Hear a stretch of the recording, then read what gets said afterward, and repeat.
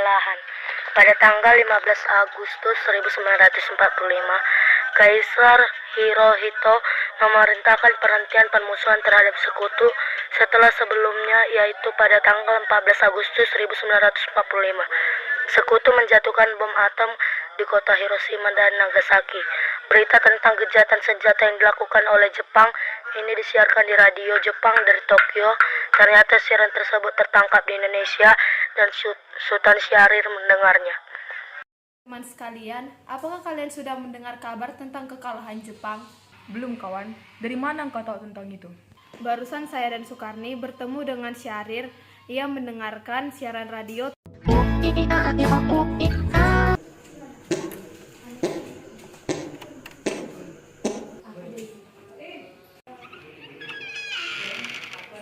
Sedang mendengar apa, Sur? Sedang mendengarkan radio, Rul. Oh.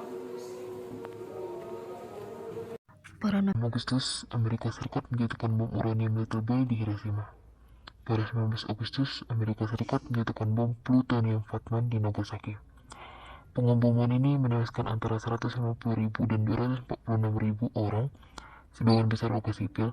Banyak korban selamat yang menderita leukemia, kanker, atau efek samping radiasi lainnya. Sebaiknya kita harus mengadakan rapat tentang gencatan senjata itu. Berarti negeri kita sekarang dalam kondisi vacuum of power. Benar itu. Justru saya ingin mengumpulkan kalian semua di sini untuk membahas masalah tentang itu.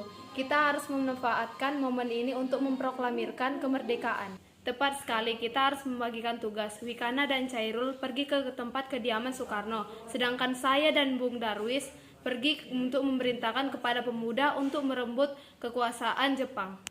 Kita harus memproklamasikan kemerdekaan sekarang, Bung. Kediaman Soekarno, Jalan Pegangsaan Timur nomor 56 Jakarta, pukul 22.00 WIB, terjadi perdebatan serius antara golongan pemuda dengan Soekarno. Ini batang leherku. Seret lagi ke pojok itu sekarang juga. Dan potong leherku malam ini juga. Jangan kamu menunggu hingga esok hari. Tapi ini saat yang tepat, Bung. Jepang sudah kalah oleh sekutu dan tidak ada kuasa dalam negeri ini. Mengapa harus menunggu? Sudah banyak yang menderita atas penjajahan ini. Jepang adalah masa yang salim. Belum lagi kita menghadapi Belanda yang ingin berkuasai negeri ini. Jika saudara tidak setuju yang saya katakan dan mengira diri saudara sanggup menopang kekuatan sendiri, mengapa Anda datang kepada Soekarno? Apakah kita harus menunggu janji Jepang untuk memerdekakan bangsa ini? Kita bisa, Bung. Kita harus bangkit untuk memerdekakan dan memproklamasikan kemerdekaan kita. Mengapa kita harus menunggu janji manis ini? Padahal Jepang sendiri sudah kalah oleh perang sucinya. Kekuatan segelintir ini takkan mampu mengalahkan armada perang milik Jepang. Coba kau perlihatkan padaku, mana bukti kekuatan yang diperlukan itu? Apa tindakanmu untuk menyelamatkan wanita-wanita dan anak-anak yang terjadi? Pertumpahan darah. Bagaimana cara kita nanti untuk mempertahankan kemerdekaan? Coba bayangkan, bagaimana kita akan tegak di atas kekuatan sendiri. Tapi semakin cepat kita memproklamasikan kemerdekaan, akan semakin cepat pula kita mengakhiri penderitaan rakyat yang sudah ditunggu selama ini. Inilah yang sudah ditunggu-tunggu bangsa kita, Bung. Baiklah, tapi berikanlah kami waktu untuk berunding sebentar.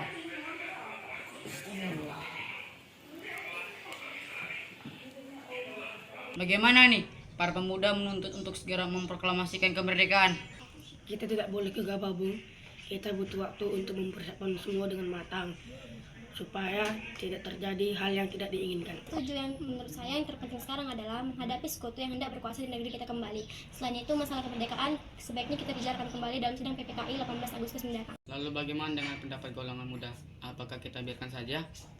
Lagian pula mereka masih muda, pemikirannya masih pendek. Terus bagaimana mempersiapkan lebih matang lagi? Kalau tidak, semuanya akan berantakan. Bung, berarti kita semua sudah sepakat. Penculikan Soekarno dan Muhammad Hatta oleh para pemuda. Dengan berat hati mendengar keputusan tersebut, para pemuda pun meninggalkan kediaman Soekarno. Tetapi mereka tidak putus asa. Mereka pun menyusun strategi bagaimana membunuh Soekarno dan Muhammad Hatta untuk memproklamasikan kemerdekaan sesegera mungkin. Akhirnya mereka memutuskan untuk mengasingkan kedua tokoh itu ke Rengas Dengklok agar terhindar dari desakan pemuda dan pengaruh Jepang di Jakarta. tanggal 16 Agustus 1945 pukul 4 WIB kediaman Soekarno. Assalamualaikum.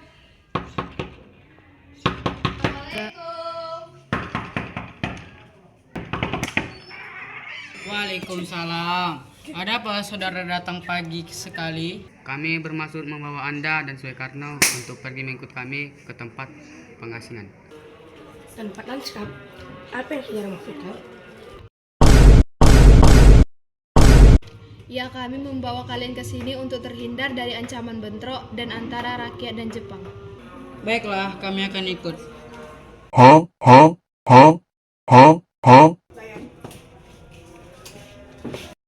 Hilangnya Soekarno dan Muhammad Hatta secara misterius pagi itu menimbulkan kepanikan dari kalangan para pemimpin di Jakarta. Peristiwa ini baru diketahui oleh Mr. Ahmad Subarjo pada pukul 8 pagi. Apakah saudara mengetahui keberadaan Soekarno dan Bung Hatta? Maaf, saya tidak tahu, Bu. Kalian beritahu saja mereka di mana berada. Dan saya akan menjamin keselamatan mereka ketika mereka kembali ke Jakarta. Dan saya akan menjamin kemerdekaan untuk kalian esok harinya. Apakah Anda akan bersumpah? Tentu nak, kau bisa percaya kepadaku. Aku mengantar kamu ke tempat yang lesden kok.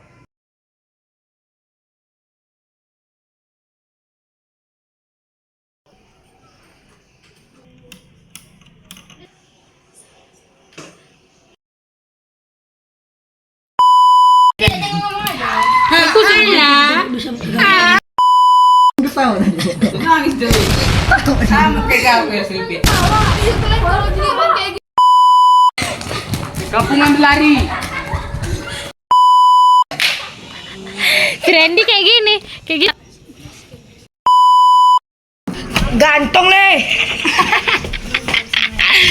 Tapi mengapa harus menunggu untuk